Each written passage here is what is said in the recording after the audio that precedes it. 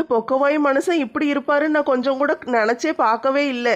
என் மேல எவ்வளவு பாசமா இருக்காருன்னு நினைச்சேன். எல்லாம் நடிப்பால இருந்திருக்கு.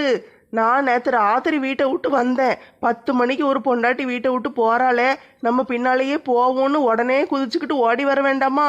இவ்வளோ நேரம் ஆயிட்டு, இன்னைக்கு சாயந்தரம் ஆயிட்டு, இந்த மனுஷன் எனக்கு ஒரு ஃபோனு கூட அடிக்கல. என் மேலே என்ன அவ்வளோ வெறுப்பாவா இருக்காரு? இவ்வளோ நாள் அப்போ நடிச்சிட்டு கிடந்திருக்காரு. நான் இனிமேல் அந்த வீட்டு பக்கம் போவே மாட்டேன். அவர் யாரோ நான் யாரோ, அவருக்கு எனக்கும் எந்த சம்மந்தமும் கிடையாது இனிமே. இவ்வளோ நாளா நீ தான் என் உயிர், நெட்டமா நெட்டமான்னு சொல்லிக்கிட்டே அலைஞ்சாரு. நீ இல்லைன்னு எனக்கு ஒன்றுமே கிடையாது, என் வாழ்க்கையே நீ தான், என் உயிரே நீ தான்னு என்னெல்லாம் டைலாக் கூட்டாரு. இப்போ மட்டும் நான் வேண்டாதவளை போயிட்டனோ? சரி, இப்படியும் ஒரு மனுஷனா? நான் இப்படி இருப்பாருன்னு நான் கனவுல கூட நினச்சி கூட பார்க்கல. எங்கள் டேடி நான் என்ன சொன்ன மாதிரியே வேற யாரையாட்டு கல்யாணம் பண்ணியிருக்கலாம். இந்த பொக்கவாய் மனுஷனை போய் காதல் கீதல்னு அலைஞ்சாரேன்னு நானும் ஐயோ பாவமேன்னு கல்யாணம் பண்ணல. எல்லாம் ஏன் தப்பு தான். என்னைய தான் செருப்பாலேயே அடிக்கணும். இன்னைக்கு என்ன காலையில இருந்து ஒரு வேலையும் ஓடவே மடைக்க, ஒரே நெட்டமா ஞாபகமாவே இருக்கு. ஒரு வேலையும் நடக்கல. சாப்பிட்டாலோ இல்லையோ தெரியலையே. பாவம் நெட்டமா.